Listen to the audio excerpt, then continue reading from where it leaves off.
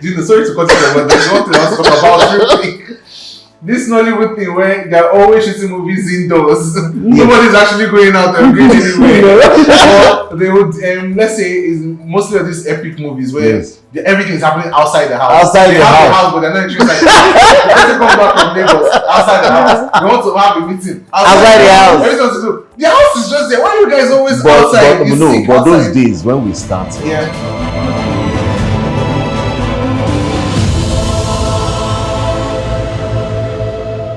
Hello there, my name is Alex and this is Movie Dumb Trend. Today we're explaining something beautiful. We're looking at the evolution of the film industry and how Nollywood came to be. And this is where you'll be getting the real gist. We're breaking it down, having the conversations, and join us on this journey. And today I'm not going to be doing it alone. We're going to be exploring with some beautiful people in the house today. I have with me my co-host, Remi. Hi everyone, my name is Remi and welcome to Movie Dumb Trends. For people that don't know, I'm going to be representing you. So just follow me as I learn, as it goes. And we're here with a guest that is going to take us on that journey. Yes, so we introduce our guest for today. It's called Mr. Kadesh. Round of applause, please. We'll add that in post. How do you do, Mr. Alex and Mr. Remi? We're very fine. Very happy to have you in our presence today. I'm excited to be here. Thank you very much for coming and gracing us. You're so our conversation before we even showed up here for this podcast is we're trying to understand a little bit more, get more insight from somebody who was there when the film industry was, becoming what it is today. You were people who laid the groundwork, who actively saw the evolution from when they were working with things that are not what people will see today, like the VHS cassettes or the celluloid films, up until now that we're now, everything is now in digital format. So we would like to have that conversation with you today, and you can just tell us what that experience was like. We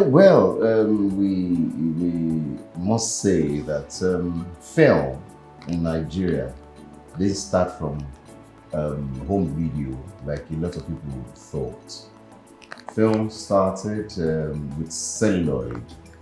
We had the 16mm film, we had the 35mm film, and we have the 70mm film then. And people who started film at that time were people like Eddie Uboma, Olabalogun, Hubert Ogunde, Adeyemi Afolayan, and some people that I may not recall too much now. So it started at the evolution from celluloid. A lot of people could not afford the 35mm then. Even in the US, even in Hollywood, then a lot of people shot on 16mm. Some didn't shoot on 35 because 35 was expensive. 70mm film was expensive at that time too. But in Nigeria, film started by one, Gregory Brooks in 1903 in Nigeria. It wasn't a Nigerian film basically. But film, when we talk about film, it didn't start as drama. Okay. It started as documentary.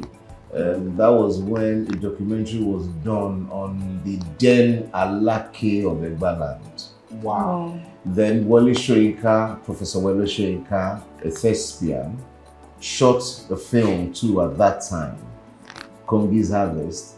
We had people who shot films at that time, BC Daughter of the River.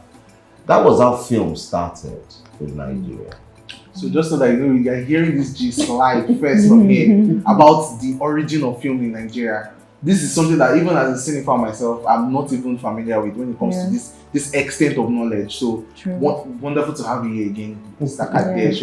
So I think one of the things that is very, very important to me in terms of the film industry is, I think I'm opportuned in the sense of seeing some changes. I grew up in the era of the VHS, moving into the VCD cassettes, and now we're into having movies in cinemas and streaming platforms and the likes. But when it comes to what happened before, I know there was heavily a lot of theater productions in terms of what movie was. And when you're talking about celluloid movies, I may not necessarily, be aware of it, but during my own time of like trying to understand and see the industry, I have looked into these works, and I know like Ade Love and Hubert are people that I've seen that they were very, they had very beautiful theatrical works that they made then. Sure. So I want to just tell us a little bit more about what it took to make movies then, even though we know that meter was expensive, but like what was filmmaking process like in those days?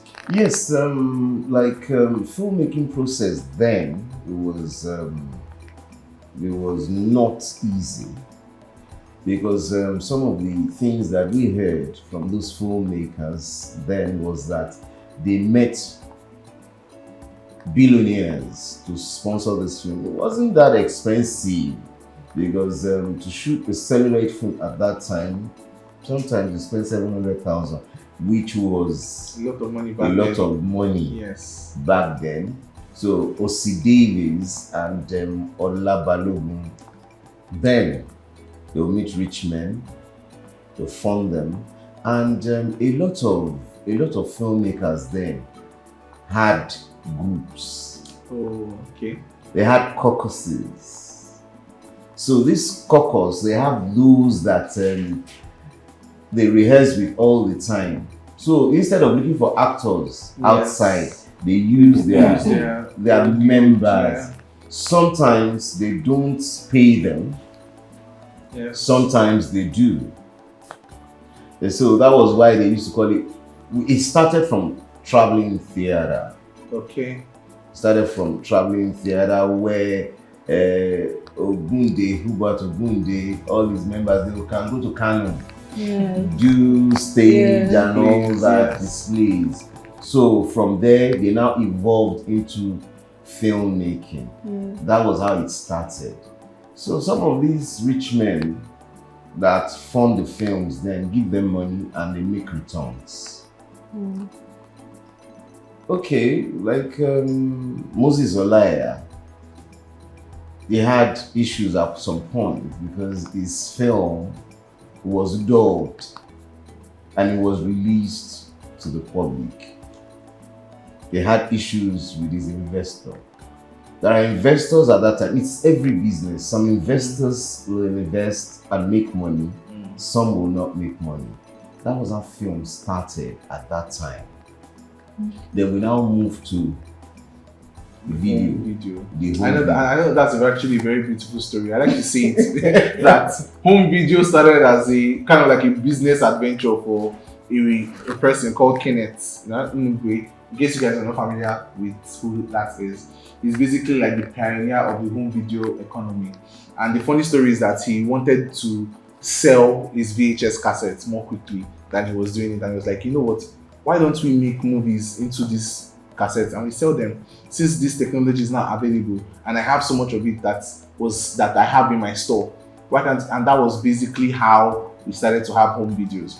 And it created like a burst of creative energy, right? Because movies started coming out quickly, fast. It basically like enveloped the whole industry. But I know that the first time that it was really like put to, correct me if I'm wrong, but the first time it was really put to use was when Living in Bondage was made. That was one of the first time I saw a full-on video cassette-based production that had commercial success. Everybody was like, okay, this industry is something that we can actually tap into. I also think that there's something that happened in that period, is that it kind of shaped the style of what home videos would be in terms of the storytelling. Maybe because it was so popular then, which the story was focusing more on like a young man, trying to make it in life, and he was brought into a club of people who were making it using dubious means, and he was just showing his adventure with those, putting his leg into that and how it affected him as a person, his whole moral compass being affected by these things. So I think that kind of story was something that resonated with a lot of people because it was maybe the general trend at that time. And before you know what's happening, the kind of movies that came out were sort of like an alternative version of those movies in some way or another. People were focusing more on mystical arts. I mean, you can tell us more about how this moved. You see, I tell a lot of people, I said, Living in Bondage wasn't the first home video. Kenneth Neboy, Neck Video Links, had sponsored a lot of Yoruba films. I remember Eruwere. He had sponsored a lot of Yoruba films and he had made money from these films before he now started living in bondage. Living in bondage was short. There was Ajeni Yami now that Shola Ogunshola was a lead actor. He had done plenty Yoruba films before living in bondage. There had been many Yoruba films before that time, from Afelele and Brothers, from Oyedele Films. But sometime, a lot of these Yoruba producers were not educated.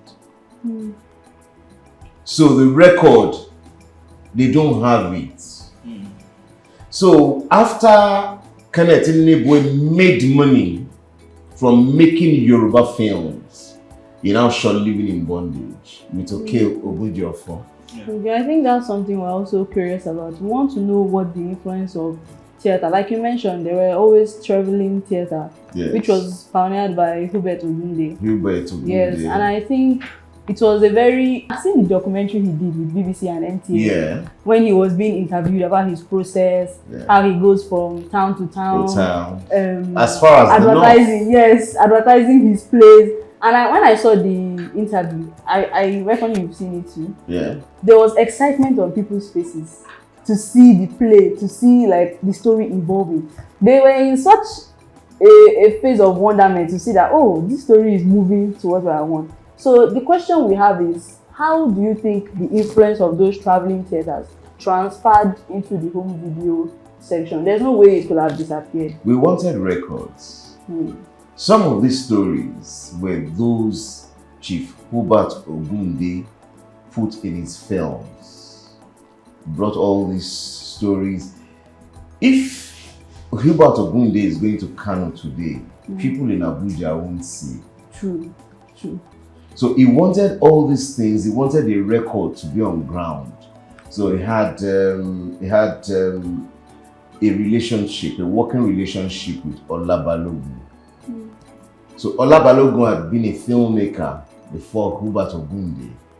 So they felt, okay, film me, instead of stressing ourselves every time. We can show this film in Kano, in cinemas in Kano. We can show in Ibadan. Now put into film. Ola Balogun had done several films before that time. So he had a working relationship with Ogunde. And it wasn't only Ogunde that Ola Balogun worked with. But Ola Balogun worked more with Ogunde. There was Adi Love now. There was Ireke Onibudo. Then we used to call it celluloid, but we had reversals. Okay, could you let us know what that is? Reversals are not up to celluloid. Okay. They're like a bystand. Yes. Just like okay. something alternative. If we can shoot on celluloid.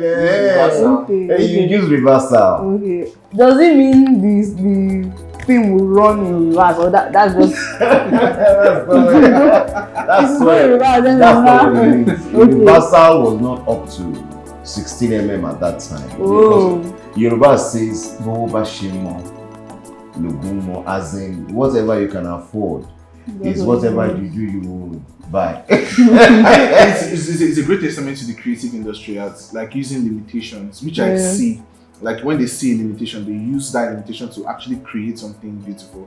And reversal can actually be one of those things, right? Yeah. Even like I still said, the whole VHS saga is still based on creating something out of a need or a problem. Yeah. I want to sell my cassettes. How do I do that? It's like, oh, let me invest in this. And then we have a multi-billion-dollar industry that has stemmed from a business decision. True. So I like that part of the story. It's just a testament to Nigerian people how we like to, innovate from challenges. Basically. Yes. And I think instead of only focusing on production aspect, of course we love production people behind the scenes. I think we should dive more into like story aspects. Like you mentioned, Hubert Ogunde, he had strong, solid storylines, story plots. I'm not dissing anybody, but I know that now that's not true. Not the films you are seeing. You find the film and know the film yourself. But I know a few films that I know they are weak. But Living in Bondage had a solid storyline. Hubert Ogunde's plays, the one about the king who had 3 wives that wanted to destroy the love the king had for the newest wife, had a solid, people could relate. So I think we want you to give us your insights on how the storyline and the plot devices have thinned out as time has passed, and it has now become more of a modern gimmick, something trying to show flashy lifestyles. You know when film started? When film started with the likes of Hubert Ogunde, they don't write films alone. They bring people together. I have this idea, how can we build it? How can we develop it? How can we... You see now, creativity has gotten to a stage whereby some people, if they want to do real film, they bring people together. They bring people together. Some people they just write on their own. That's what waters production now. When we started, we didn't start with the first set. Maybe I started with the second or third. We don't write scripts and just go on location. We do script conferences. We develop the scripts. We call people who have intellect, who are intelligent. We all come together. Sometimes it takes us 4, 5, 6 days to put all this together. We now do correction. But now, if you can just write it. And artificial intelligence is what people depend on mostly now when they write script. It wasn't like that then. That's why you see those stories then, they have more depth than what we have now. You know, it's funny that we're talking about like maybe watering down stories, and this actually moves us to the next phase of, let's say, the filmmaking era, which is our home video era. Because I know if there's one thing I know that was happening is that there were so many movies. Like, you cannot keep track. I could list maybe 100 movies now, and maybe we probably don't even know about it because there were also movies that were coming out at the same time when other movies were also coming out. We have our most popular ones, but in the explosion of the home video era, we're having so many movies being published. I know there's what they used to call, I know there's something that my mom used to tell me about then, that they said there's a place in Asaba where they call that place like it's a, people just come, they just take like 1 day, 2 days, 3 days, they shot a movie from start to finish and everybody's going home. They can even be there maybe for 2 weeks to shoot like multiple movies, the same set of people in like multiple movies, and movies are just made immediately and it is being shipped out in the market like almost immediately.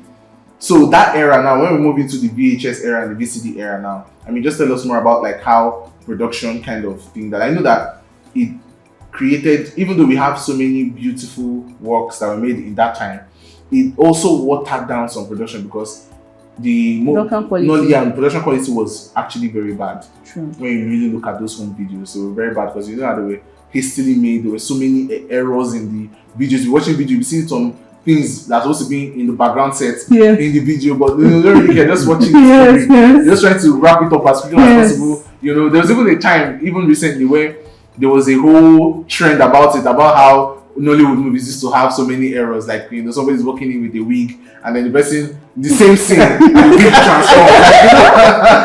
Maybe somebody has a low cut in the bedroom, and when he enters parlor, the hair is through. So like all those snapping, because you know it was maybe hastily made. And they didn't even reshoot. They didn't care. Just continue. So in that time of era, as somebody who was maybe now hands-on in that time, I mean, give us a bit more of like the perspective of how this worked, why things were happening. Do you know that what we were doing that time is what has made the Nigerian film industry strong today? We were three. There's Hollywood, there's Bollywood, and Nollywood. Sure. Now, Nollywood, we had volume. Yes. That's true. I think second largest in volume. Volume.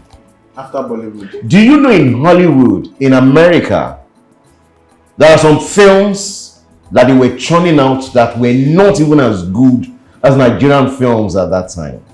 I can agree with that. Yes. I used to watch a lot of American movies that didn't even go to cinema. But because we were doing ours, we were exporting our culture to the world. And people were saying, do you know that at that time when you want to talk about fetish things, It's Nigeria. they look at Nigeria. Yes. We were selling our culture. Yes. Indians sold their culture. Yes. True. Konomo to Geri, It's like you also watch in Bollywood too. those were the songs that we grew up with. When I was telling you that because of this distribution technique, the fast distribution in Alaba, Yes. they will record Indian film, they will record Mexican film, and we'll be watching. Yes. Even Chinese film, right? The latest Jackie Chan. So the Nigerian filmmakers at that time from VHS was what sold Nigeria to the world. We sold Nigeria to the world. That is true. And now, quality, everything is getting a lot better. Yes. I definitely. But if we didn't do that, then nobody will know Nigerian film. Some people were watching our films abroad then. They now said, this is not Hollywood. That's when Nollywood came from.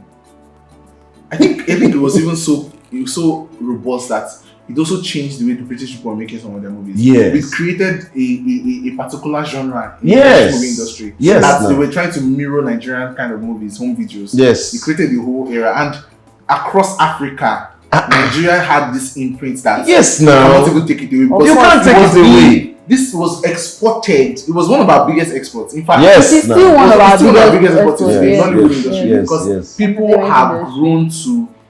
People grew up on Nollywood Yes. movies. True. You want another? I mean, one as a young child, one time that I really realized how the big impact of Nollywood is I was watching MTV Base, a particular show on MTV Base called Pimp My House. Yeah. I went to one random American person's home, pimping the house like to renovate the house, yeah. and then the person took them to his room, and I saw different Nollywood movies. Like movies that I was like, oh my! I was watching this on YouTube. I was like, the guy was saying that he loves Nigerian movies, Hollywood, and I could see so many names that wasn't from there. I was like, are you serious that this is a random person that they went to in MTV Movie Base that enjoys Nollywood movies? And they had the whole conversation about it. I was like, oh, a big fan of Nollywood movies. They were having conversations talking about people like Inedo, Yeah. talking about Stephanie Okereke, Yeah. Ramsey Noah. And I was watching it on MTV Base. It was something about renovating a house, but they were talking about Nollywood. I was like,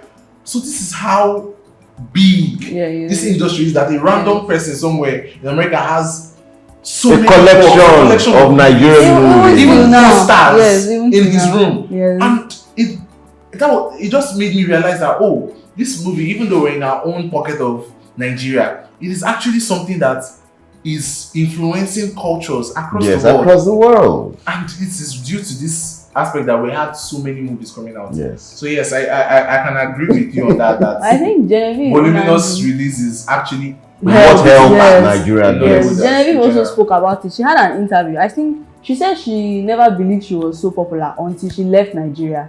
Then she realized that a lot of people were watching Nigerian movies. Yeah. Even till now, in this age, the memes on Instagram, they are always those funny Nigerian movies. The Aki and the Poko Nigerian movies. Do you know that there was a time when we were doing Nollywood movies, VHS? As a director and producer, I put my phone number in my movies. Oh. Yes, we used to put our phone numbers then Even in the end credits. in the credits. And then to God be the glory. Do you know that Yes. then when I release my movie, my phone dies every Monday that we release? Wow. People call from all over the world and the phone will just be bringing out smoke like this. And you'll be wondering that, so people watch, these movies. then we call from morning till night. That was how we started. And a lot of us built fortunes from it. It's all about business. Some businesses you make money. My first movie, I didn't release it. It didn't come out. I started directing at 18. It didn't come out. I didn't shoot it well. I was 18. I didn't shoot it well. But I learned. Yes. So my first English film, White Knight, I was the lead actor.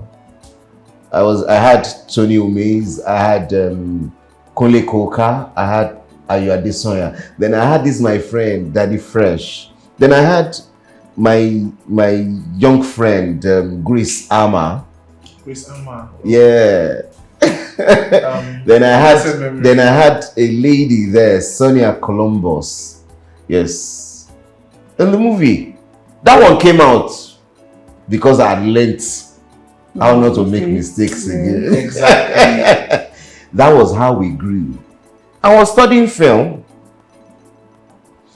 At that time. I went to the TV college just. So who are some of the popular maybe producers and directors that you worked with? You know, when you talk about this home video era and also straight to home, we are looking at some big producers or directors like Chikwe Jiro and the likes. Like, tell us more, Fidelis Duka. Tell us more about your experience of working with them. How you were part of that team. When I went to meet Fidelis Duka, I went to meet him at he did a film, Nemesis. Okay. He did a film. I was doing Yoruba film. Then they used to use our house for shooting. Sorry to cut you, but there's one thing I want to talk about real quick. This Nollywood thing where they're always shooting movies indoors. Nobody's actually going out and going anywhere.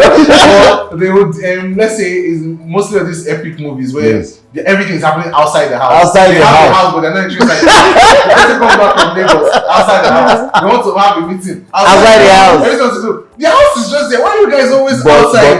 But those days when we started, yeah, they used to shoot movies in our house. Okay. Yes, I grew up in an environment that had filmmakers. Okay. So one day I saw Nemesis Part 1. I looked at the address. I saw 6 Edmond Crescent, Yaba. I went there. I saw Fidelis Duka's mother. He now told me, "You don't know his office?" I said, "I don't know." She now told me, I went to number 3, Karimu Street. When I got to Fidelis Duka, he was young too. He said, "Can you act?" I said, "I can act." "How did you get my number?" I said, "Tony Afolayan, Lola DJ told me." It was a lie. I just needed that attention. Then he tried me out. And he said, "This guy is good." But I was young. That was how I started. I started with him. I started from acting. I did continuity for him. When I finished studying film, I started directing his movies for him. Till tomorrow, I still work with his wife. He doesn't even have time anymore.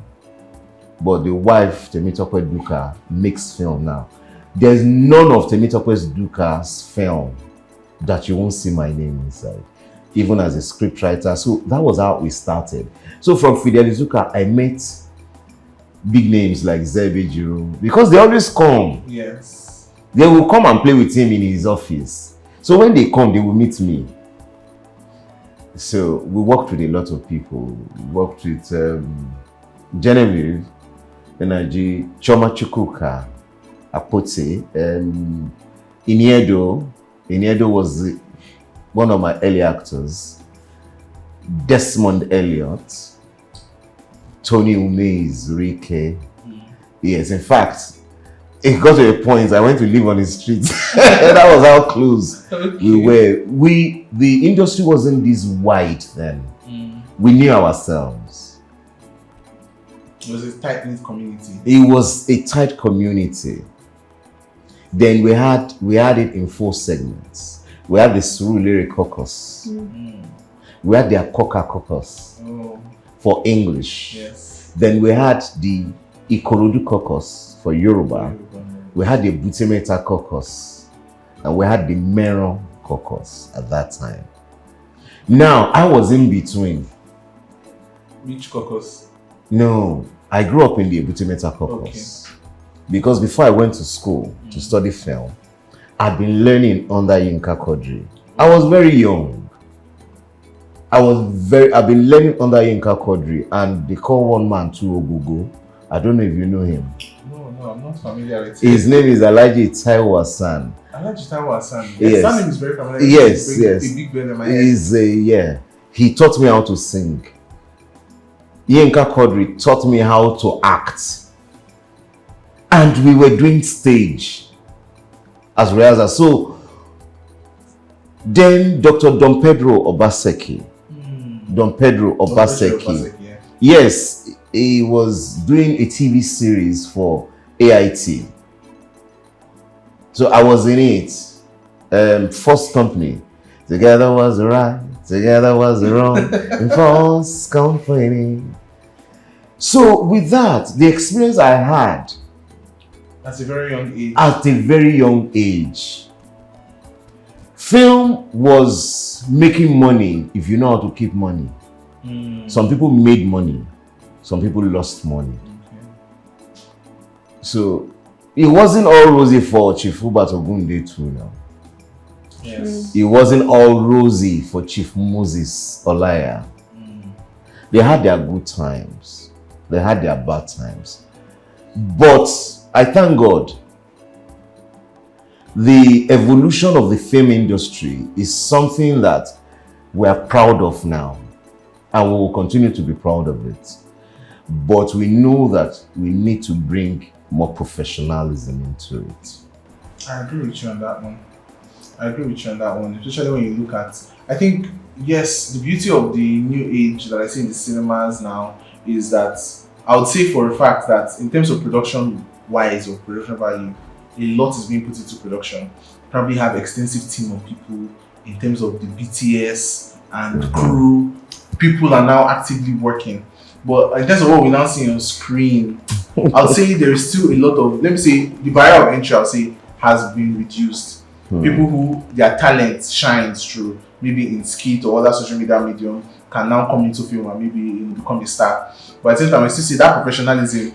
I think there's still a gap that needs to be filled. That if it fills up, we'll be having a lot more. I want a vision, or my vision for the Nigerian movie industry is where we can have something like a Sundance festival where active filmmakers come and show stories that are so intricately told that you know that this is coming from not just a place of this is. But you can't say it is the fault of people that are acting, that the story it's not is for the lacking. people that are acting. I'm saying Filmmakers. you have It's the writers that really having any professional see, it's not bad. It's not a bad thing. to have professionals there. No, it's not a bad thing for the barrier of entry to be low. My problem with it is that it is overflowed. We have too many movies, blockbuster movies, that rely heavily on the faces of the people in the movie rather than the story of the movie or the portrayal in the movie. And I believe it creates an unfair advantage to people that actually can shine through it. Stories actually are the most important aspect of movies. Stories are important. Stories are the most important. But do you know that even as an audience, when you see Genevieve Nnaji or Omotole Kehinde on the back of the movie poster, and you see somebody you don't know, you want to go for the one you know. You know. Now, that's why we appreciate people like Konle Afolayan. Yes. He is bringing up a lot of new people. True. But some of these new people too need experience. Because we want new people to act, we should kill the old. No. Another thing I feel like you are forgetting is the ability to be able to set up a camera. Pardon my Gen Z generation. Set a camera and act, write a story. All those are mini skills you need to be able to prosper in film industry. You write a story, you set your camera, you do the lighting, you're able to differentiate between different characters. Okay, let's say Tahoma. I'm not saying she's the. Let's just say Tahoma, for example. She's able to portray those characters differently as different people. To the extent that people are immersed to keep watching. that's a skill that part of it is needed if you were to become a real standard actor. That's the same skill that people in theatre arts will still use to a degree, but it's a matter of the perceived notion of the right way to go about entering, and I feel like that's the problem with that logic. I'm not against, get my stance, I'm not against the barrier of entry. I like that the barrier of entry is low, because what I want to see is more people who are pursuing this as a viable, aside from the part that they had passion for it, let it be that it is a viable place for them to make money from, like making money from your passion. Let the barrier of entry be as low as possible, but let there be some sort of standard sets. You understand, for the Nollywood industry to maintain, so that we are not having stories that fall short. We had the home video era where production was that it is an era. We are now moving into where cinemas, people are going back into the cinemas again. And they're looking at big productions. Let us have a standard that would, if you look at, this is what I'm talking about, if you go to Bollywood movies now, Bollywood has gotten to a standard. When they started, you see like most of their movies were very wacky. When they did all this, they're jumping around and lights. And they saw for it, but they iterated on it and perfected it to the extent that you have lush production with all of those wacky things that we've come to love. But now they've invested so much in maintaining a standard that you cannot see, even if the guy jumps up from the Eiffel Tower down and rolls and jump. It doesn't. The way it is done is so good. You just accept it. We're getting there. That's what I'm talking about. We're getting there. So we're getting there in terms of how the movie industry, maybe in today's age, because I know that Bollywood has actually kind of perfected things production-wise and story-wise. In fact, I would say that Bollywood has always had good stories, but now they're even relying heavy. You watch a movie and you want to cry. I mean, the cry factor. You know, have you seen HK? We're not going to talk about Bollywood, but don't worry. That will, another episode. We'll delve into it. Yes, you see, the future of Nollywood is bright, very bright. And I know years back we wanted to set up MOPICON, Motion Pictures Practitioners Council of Nigeria. The bill was in the National Assembly. So I was part of those. We drew up a lot of things on it. And I know we will still get there, because even all the guilds that we have, all the associations that we have on the movie industry, on entertainment, we're bringing all together. Like we have the Chartered Accountants Association, like we have the Nigerian Bar Association. We are bringing all this together, even if we are going to have sub-guilds, sub-association. But that MOPICON bill will make... have an umbrella. That's going to be the umbrella body. I know a lot of senators, a lot of people who designed it, you know, one way or the other. They've been settled to fill one position or the other, and they are not young anymore. But some of us who are behind them, we will still push it forward. And I know with that, the Nigerian film industry will grow more than this. Before you become an actor, you have to be trained. Now, training has to be, the school that is going to train you has to be registered. If you want to direct, you have to be trained. At least have a certificate in directing. If you want to be a cameraman, you have to be trained. And training, there are medical doctors everywhere, and it's not all these doctors, not them savvy. Some doctors are better. Why do you think they are better? Because they went through more rigorous training, more practical examples, hands-on experience. On themselves, by themselves. You see some actors, act, this one doesn't know how to act, that's what you say. You see some, they are good. Even though they might have gone through the same training. Yes, there are some versatile actors. There are some stock actors. Yeah, stuck back in the olden days training. Not stock, but they are just typecast. They're typecast. Oh, I don't want to mention names, but so many people come to mind. We know who they are. We know who they are. No, not me. It's not me. It's not me to drag on the internet or talk about subject internet. No, don't call any name on this podcast, please. No, don't worry.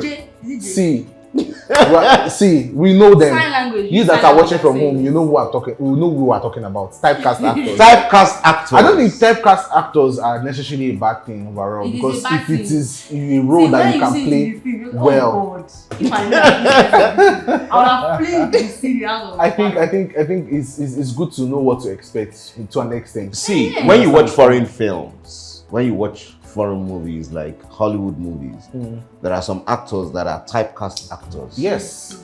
But the way they will deliver here will be different. How different? Somebody that will play DSS or SSS or police undercover agent is what we will do in another film. Yes. But the delivery could be different. It will be different. Story of the plot in general. It's true. I agree with you there. Yes. We need, to be honest, I feel like we need typecast actors to an extent. Yes, now. Why? Do you know before? We need the best of both worlds. Do you know both typecast and bastard actors? Yes, they should work together. Yes, now. To make the story. Remembering the old storyline when you're watching the new thing. Is that right? Is that Do you know that before, when I direct films, I just want to act so that people too can see my face. See your films. So what are the roles I play? Doctor, lawyer. So one day, I went to Shagam. Somebody, this is the brother that always do lawyer.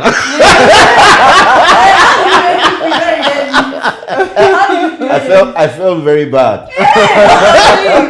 But do you know the funniest thing? I'm a very good actor.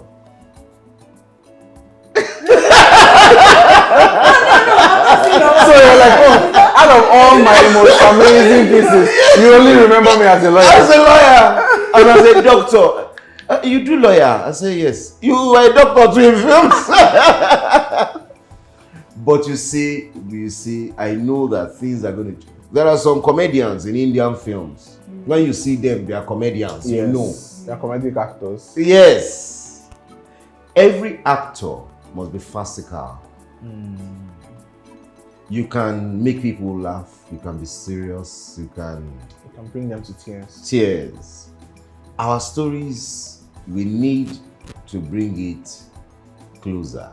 It will, yes, we will. It's changing.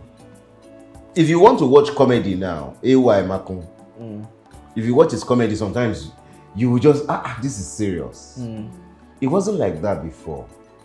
We had typecast actors who do comedies for us before. But we don't have them anymore. That's true. I think that's another, like, there's an industry that we are kind of losing in terms of that. In the comedic movies that we used to have that were mostly based on, we had a simple plots. Yes. But the character shines through it. Yes. Let's say like an Ike Mowo now, as a Sophia, it could be in like 6 movies, 100 movies, but the way he plays his character is the same thing, but it is also manifesting in different ways. We granted an interview last week. Was it last week? He said when he started, the energy of his comedy was more than now. But now he's a more mature actor. He understands how to act more. I was in his Pam Pam. I was in Yogo Pam Pam. Yes. We were close. He cast me for Pam Pam. He cast me for Yogo Pam Pam. Then all those things, he understands acting now more because of experience. Okay, so sir, I just want to call your attention to some things that I want to ask you, because I know that there's a particular phenomenon that happens in the industry where a producer just likes maybe an actor, the way he plays a particular role, and then they write the whole movie about them so that they can bring them to act that movie. I know that happens a lot. I mean, in terms of your own work, what can you tell us about that? You see, film business is serious business. If you want to do business, do business. If you want to play around, play around. There was this producer that called me one time. We were writing scripts. Fine. He was using that actor's name as a character. Because that's the person he wants to use. I mean, Shibai for me. I just don't want to mention names. this is the only actor that can do this for me, because they are lazy. They are lazy producers, they employ lazy directors, and they want the actors to be lazy. Don't you think there's also their fear of, like, they want to be able to reap like rewards commercially? They want to increase the amount of money. If it's not broke, don't fix it. Yes. If it's not broke, don't fix it. If it's not broke, don't fix it. Part 4, part 5, part Part 45. 6. Yes. There was an actor, he's late now, Kolade Makinde. He used to do mumu in Yoruba movies. The day he played a serious role, the film didn't stand. But it's not supposed to be so. Exactly. It's not supposed to be so. Do you know why the film failed? Why? Yes, the producers and the directors didn't do their work well. What about marketing? I think it's also a big part of. We have a market. Yeah. We have a market. Some of our audiences too, they believe that Baba Sule must be Baba Sule. Yes. Yes. That's another thing. I think even that time too, in a way, the audience has been used to seeing things a specific way. Yes. So they want it that way. But if the story is good enough, It doesn't even matter. They can close their eyes to that They part. say like, Yes, I don't no. believe that this person can play this particular role. yes, You understand? That is outside of their depth. And it's like, wow, so this person can play like this or play that. And I would give one particular example, and I'm going to name names for that one, which is it is Ramsey Noah's character in a recent picture called Blood Sisters, Okay. where he was acting as a sort of like a let's say bodyguard to one of the characters, and he was chasing the girls. And you know, when you spent your whole life seeing Ramsey Noah as a lover boy, and I was seeing him as a villain, somebody that was so Wicked. yes, like his presence on screen was even scary, because you're like, what will he do next? Yes. What will he Yes. stop at to be able to achieve his goal? won't And stop. I love to see it. I was like, oh my god, this is incredible That's depth. because we have had a break from him. Like, yes, now you've been No, it was the story. Wait, you've had a break, you've not seen him for a while, and then he reinvented himself. No, before that, he was also in Living in Bondage, Yeah. the new one, and that was also very scary. I was like, Ramsey Sir, Noah was you scaring me. I was looking at, I was like, if there's anybody that can scare me, it can't be Ramsey Noah. He was scary. I'm like, no, now I can't be scared. Do you know? I have a godmother who's very popular. She left the scene for a while. She's back now, and she's been taking tough roles, and they keep giving her tough roles. Our producers are lazy now. There was a time an actor, a very popular actor, I called him for a job. He told me, Kadesh, they told me that you are too slow. It's not that I'm too slow. I want details. He now said, I was the director.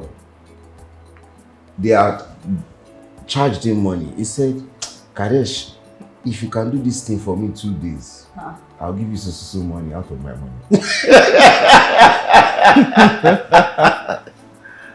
I told him I can't achieve it in 2 days. You are the lead actor now.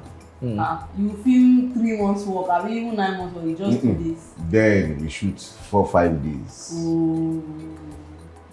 4-5 days. He said if I can do it in 2 days, he will give me so amount out of his money. I said, Egbon, I can't do it. What do you think is making them to speed up their time? They want to go to another job. You want to get as many. Oh, so is that they take multiple jobs Yes. to shoot, and then they speed it up, so that's what that was. So how can that quality. actor concentrate? Yes. How can you build the character of the script? Even the producer will beg, even if it is 1 day, come sir. So sometimes the fault is from the producers. They don't give us directors Enough room to play around work. creatively. If they pay the actors more than us, it doesn't matter. But at least they should give us, because a director is as good as his last job. Most of the films that I've gotten an award from are movies I produced and directed myself, because I take my time. There was a time Bimba Ketola played lead for me in a movie, Ashiri Nimbo. I won several awards. Even when governments were going to vet the films, they were enjoying it because I took my time. But producers can't wait. Producers don't like to wait. Fast. I'd rejected a job, refunded the money some time ago when the producer said, we are shooting 20 scenes today. I said,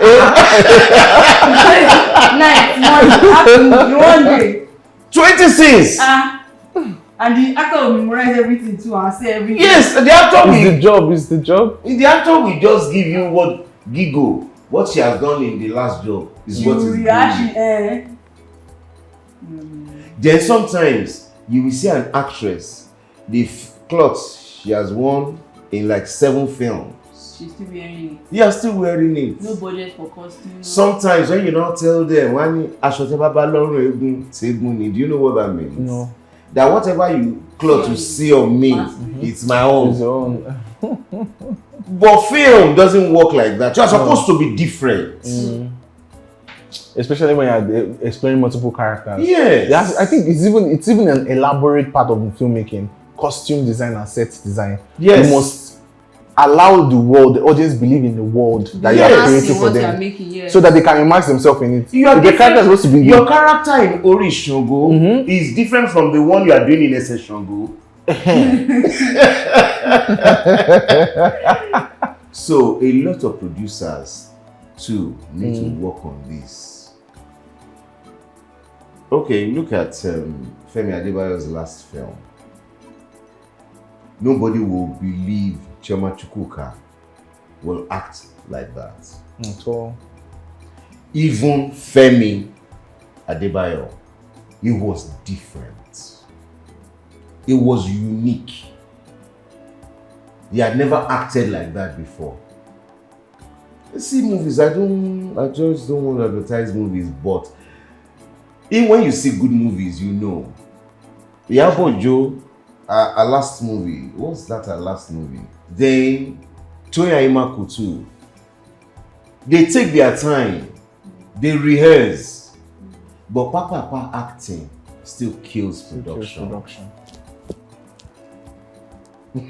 That's my case. Oh yeah, no, thank you very much for saying this insight. I think as movie lovers, or as myself as a movie lover, it's just very insightful to be able to understand some of the things that happen behind the scene of some of the movies that I'm watching. You know, it's easy to kind of like, point fingers from the outside saying, oh, the story is not this, it's not that. But when you really now uncover the layers, you're now seeing that there are many things happening behind the scenes. Maybe somebody that is actually wanting to put in their work there, they can't because they are constrained by several things, like producers is rushing them, or this person is not having enough budget to work with, or there's gatekeeping at some level, they're not allowing you to have access to some resources, or several things.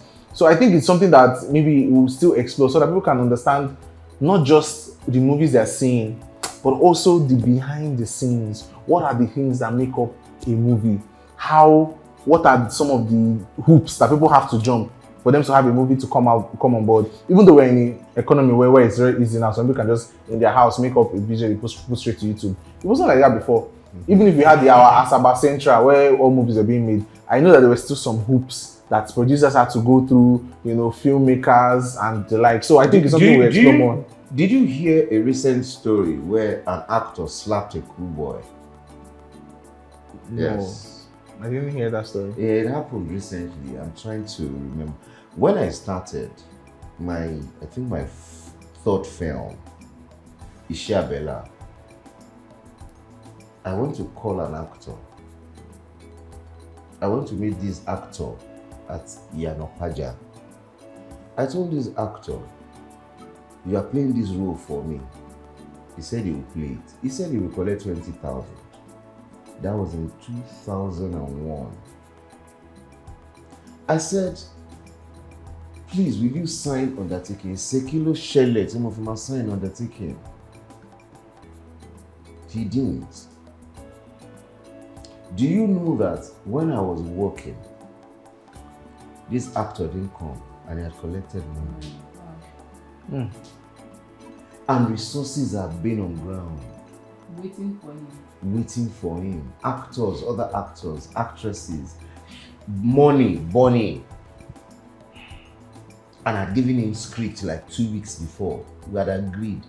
Now, if I bring an actor, that money that he refused to come, how will the actor perform?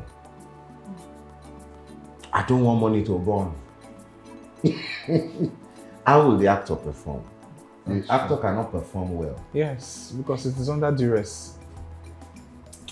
Thank you very much for sharing this story. I think it's something we'll explore much more as in subsequent episodes where we uncover what is happening in the Nollywood industry. So if you have been watching us so far, this is Movie Dump Trend, and we have been having this beautiful conversation with Kadesh, where he's telling us just how the Nollywood came to be, how filmmaking in Nigeria has evolved. And at this point in time, I know that this conversation is still going to go more, but as you are listening, me too, I'm also anticipating what we are going to talk about next. But because of time, we'll just say let us cut it short at this point in time and say next episode. So if you are here and you have not subscribed to our page yet, because this is going to be a series that will be ongoing, better click that button now. Click subscribe so that you don't miss the next one, because we're going to be telling you the stories that you don't know. If you are very interested in the filmmaking industry and what is happening, you don't want to miss what is up next, because we're bringing in people that were there when celluloid was celluloid. We're going to look into what is even celluloid. Yes. We'll talk about it. What is even VHS? Some people that are in this new age that have not seen VHS cassette before. Don't diss me. I'm not dissing you. I'm just saying that is it not a statement of fact? Subscribe and save me, because I'm not seeing now VHS. It is a statement of fact now. You've not seen VHS. Don't worry, we'll talk about it. So make sure that when you are coming, you come with your attention, even pen and pencil, so you can write and you can talk about it. We're inviting all movie lovers and everybody who has been influenced by the movie industry to come and check in our next episode. So thank you for joining us today. This is Movie Dump Trend Wrap Up, and as usual, I am the host, Alex, with my Gen Z host that is always attacking me for some strange reason. You're the one attacking me now. I'm feeling animosity. You're the one attacking me. Please come to my. This is Movie Dump Trend, and I swear on the mountain. Please come and save us. And also our elite guest, yes, the veteran himself, Kadesh. Yes. Thank you very much for I like to this be conversation. called Kolade Kadesh. Kolade Kadesh. Don't make me old now. No, I can't even make you old, sir. You look very young. Very young. 30 years. I mean, the stories are telling me. I'm trying 29. to even imagine it. He's 29 years old. Oh my God! So Kadesh is a time traveler. We're expecting next episode. Don't miss it. Yes. Thank you for joining us, and this is episode 1. Thank you.